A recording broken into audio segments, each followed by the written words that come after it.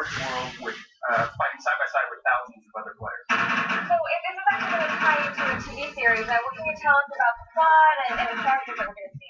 Yeah, basically Device takes place on a heavily terraformed Earth, roughly 30 years in the future. So while you'll see familiar things like the Golden Gate Bridge or the St. Louis Arch, there's a lot of alien stuff kind of mixed in there. So it's really a new world for players to explore and for people watching the TV show to really sit back and enjoy. And how have the aliens influenced the Earth? Well, basically they came here because their system was being destroyed and they had no place else to go.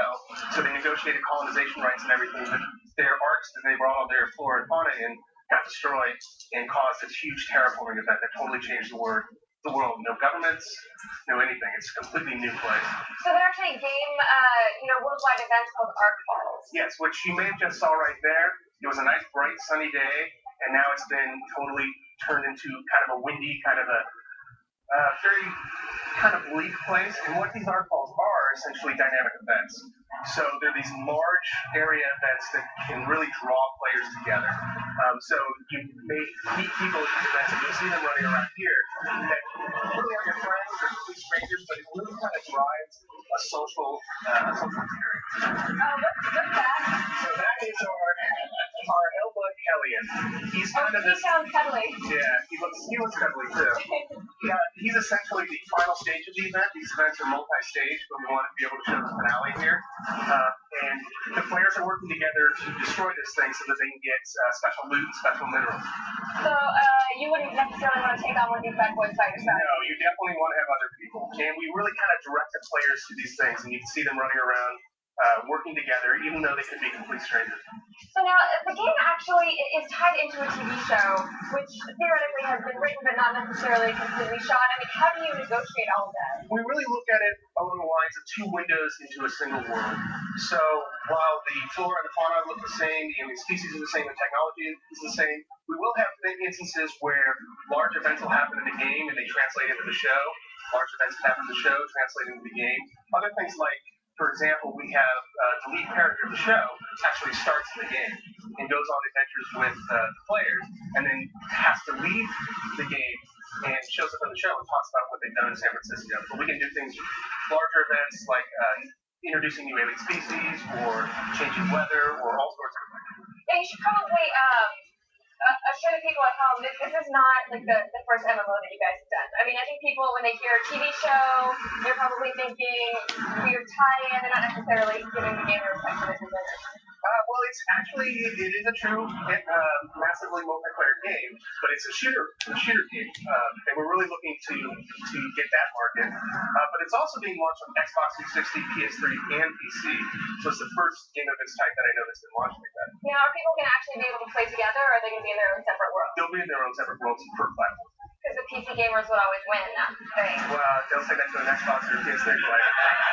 Take you on. Okay, so we did see a quad. So there is vehicle combat. Yeah, there is vehicles. There's vehicles you get at quad from day one that you can summon at any time. It allows you to get around really easily. And you don't have to wait till level 40 for a mount. No, you get it right away. And they're fun to drive. You can jump. We have some kind of time trial events. And then you can also do, we have special achievements tied to the vehicles themselves. But you mentioned vehicle combat. We have multiplayer vehicles that you can mount with your friends or even strangers. And they are armed with weapons. You can go around the environment and tear stuff up. All right, well, I can't wait to tear stuff up. So the game and the TV series come out at the same time, correct? Yep. And when is that, sir? That's April 2013. April 2013. Thank you so much for help and more information about the game. All you gotta do is go to equality.com/define. Now let's check in with Kevin. Hi, Kevin. What you doing? Hey, well, I was watching the giant bug thing get exploded real nice like. But now I'm telling you that if you think we're just having fun, you gotta wait, because we're headed to the Ubisoft E3. Oh, crap. No, that's okay to get Bye excited. bye, viewers. You can also get an exclusive Ubisoft chicken sticker by going to getblue.com/E3. But stick around, because I'm finally getting my hands on Halo 4. We're learn about the changes that are coming to the industry and bringing to the epic franchise right after this.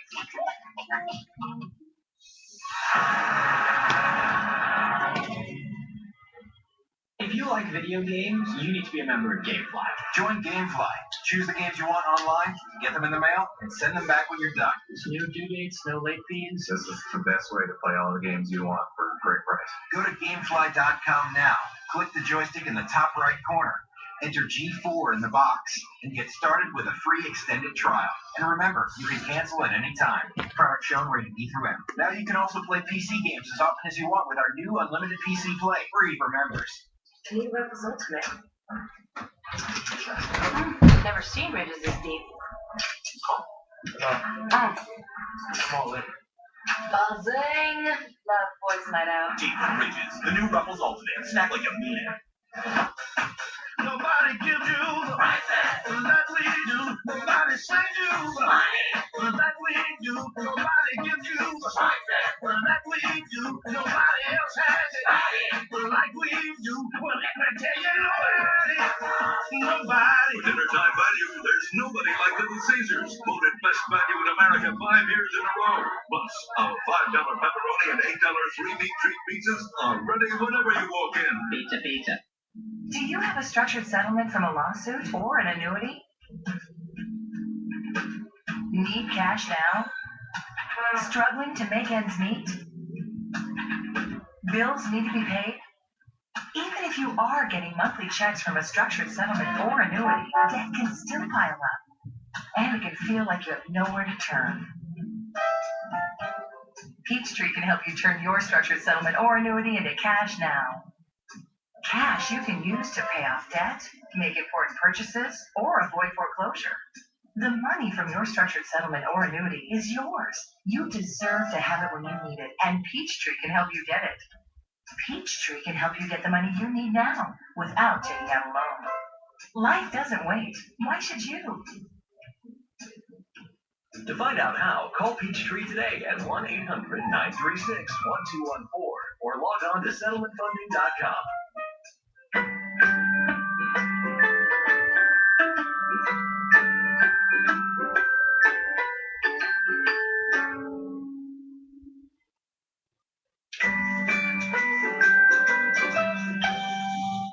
If you had a choice between going bald and a full head of hair, which would you choose?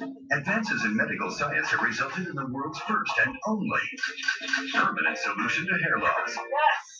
You wash it, you cut it. It's your own real, naturally growing hair. When it comes to hair restoration, no one in the world has more experience than Bosley. The results look completely natural and are affordable on nearly any budget. But the entire process can't be explained in 60 brief seconds. So to find out more about this clinically proven and permanent solution to hair loss, call now to receive your free no-obligation information kit. It'll answer all of your questions about hair loss and hair restoration. Plus, we'll also send you this $250 gift certificate just for calling. Every day you wait, you're losing more hair. So don't put it off any longer. You owe it to yourself to find out the facts.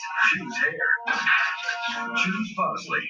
Call 1-800-750-7719. That's 1-800-750-7719. Life is a game. But until there's a manual, there is X-Play. Everyone plays X-Play. Weeknights at 6:30, only on G4.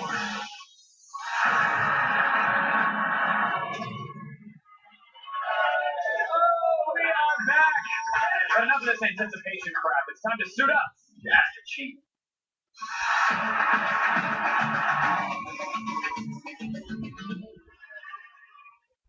All right, here now to give us our picks from 343 Industries creative director Josh Holmes is here, everybody.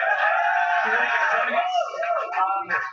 The tweets have been coming in like mad. Everybody wants to talk Halo 4, so let's do it. And we are going to live drive some gameplay as well, which is nice. I was told the fight was finished at some point, and now people are warring yet again. There's been a lot that's taken place Yeah, over the last I 5 years. got it recorded, so because I'm over here, I'll show you. And then it's on my YouTube too, so. Why define it as just 3? Who knows where this is going to go? Okay, so this is a new saga. What's the setting? The setting is a mysterious Forerunner planet called Requiem, and this is a planet that Master Chief and Cortana find themselves stranded on after their ship, the Forerunner Dawn, crash lands. Okay. And with, of course, the natives are friendly. They love their masters. Always, yeah. Cortana, they greet them with fruits and berries. In a shooter, of Or course, they that's exactly what's Yeah. happened. So there's no fighting whatsoever. It's a radical departure. Yeah, it's all love and hugs and kisses. So these bad guys are what, the Prometheans? Prometheans, yes. What's their deal? So this is the first time that you've seen a complete new enemy class that's been introduced in a Halo game since the beginning of the series. So this was one of the biggest new things that we wanted to bring to the table. And we've spent a lot of time working on these enemies and really crafting them as a group that works together in combination, so that as you're facing one enemy, you have a certain challenge, but as you begin to layer them on, they complement one another and really challenge the player in dynamic ways. And I saw from some of the press conference stuff that they have, you're going to be battling a Promethean, if you will, and then they spawn another ancillary character that provides a shield for them or provides cover or something. So what we saw was the Promethean Knight is sort of the main commander on the battlefield, and he's able to spawn what we call Watchers, which are these support units. And the Watchers can do all kinds of cool things. They can shield the Promethean Knight, they can catch grenades and throw them back to Salah. They can also resurrect the Promethean Knights. So they're kind of, they're a game changer on the battlefield. We want to take them out as quickly as possible. And then in addition to that, you've got these creatures that we call crawlers. And crawlers are kind of pack-like creatures, and they're not too tough when you're dealing with a one-on-one, but when you get them in a We group. get swarmed by 20 of them, and then a knight spawns, then you crap yourself. Then you're in trouble. Exactly. Yeah, of course you do. So this is a live demo of what we saw earlier at the press conference. That's correct. Is this a kind of early in-game footage? You mean in terms of where? In terms of the story, where we're taking place, we just crashed. Yeah, we don't want to give away too many secrets. I do though. So yeah, just go ahead. Whatever you want to say. Yeah, this is I would say not right at the beginning of the campaign experience, but it's not too far. So we're a little in there. Yeah. All right. And then I look at this and I see Halo has a unique look. It has a unique feel. People have tweeted, they say, give us that tried and true Halo. And in the same tweet, they say, give us a completely new experience. Yeah, exactly. I mean, what aspects do you define as, okay, this is hardcore, tried and true Halo. We have to have these in our game. And where do you take your liberties? Well, I think we kind of look at what are the, kind of the core pillars of the Halo experience. And one of the big ones there is sandbox and giving the player a lot of freedom and really empowering him to make choices and then pay those choices off in a really cool way. And so that's something that we've tried to bring, in everything that we've done with Halo 4. And with the introduction of the new enemy class, that brings a whole bunch of new opportunities to the sandbox. You've got new weapons, you've got new abilities, and so these all become new tools that the player can. Well, please learn us on these newfangled weapons and abilities. Yeah, so you do see a couple in the demo here. I sort of form together as you pick them up. That's a really nice touch. That's something, sort of unique to the core weapons is that they can adapt themselves to the user. And so in that way, they sort of form into a Master Chief can use. So the first one, I believe that you saw that hopefully we'll see pretty soon here, is something we call the light rifle.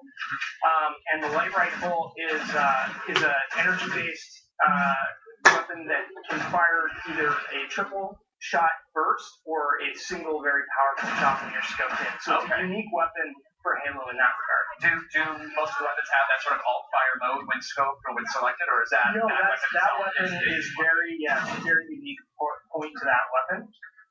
And these guys here, these are the little crawlers? These are the crawlers. Yeah. So they're like Pomeranians, but with attitude. Exactly, yeah. They're adorable, a little bit tougher. On their lonesome, but then they pack up on you. Yeah, exactly. And then here you have there he is. Promethean Knight, right? Wow. So this guy is. He just wanted a hug. What do you think? This guy's a tough guy to deal with. He's easily as tougher than an elite, and he's got great tactics to be able to avoid you on the battlefield. And then when you pair him with the Watcher that you see there, they become a really tough pair to deal with. I love the way that one unit can obviously change the course of gameplay, but then he himself can spawn other units. Exactly. Everything. And I'm assuming in Halo style that in the future this encounter you get a bunch of crawlers coming at you as well, and there's going to be piling the enemies on top of us. So not only can the Watcher, you saw him shield the Knight there, not only can he shield the Knight, he can also spawn crawlers into their space. He can resurrect the Knight. So yeah, I mean, it's usually something where you want to really take out that Watcher pretty quickly. Yeah, get rid of him. Well, at least we have it at night. That's nice. Yeah, here's the light rifle that I was talking about. What a sweet little animation. Yeah, having the weapon form. That's class. Yeah. Now, is this plucked from mythology of the books at all, or did you guys get free reign to create something unique to the universe? So we try to keep the universe, very consistent across all of the canon. And so when we're planning Halo 4, there's a lot of seeds that we kind of planted within the novels as we sort of developed that mythos. And so the Forerunner trilogy that Greg Bear's been working on, he's been planting a lot of those seeds, knowing where we want to go with Halo 4. And on the multiplayer side of things, I hear it's going to have that mode, which is very important. Yes, it is important. It's very important to a Halo game. But I mean, you guys are doing something unique as well, which is releasing sort of a weekly episodic content. Yeah, so what you saw at the beginning of the demo is the introduction of UNSC Infinity, which is massive.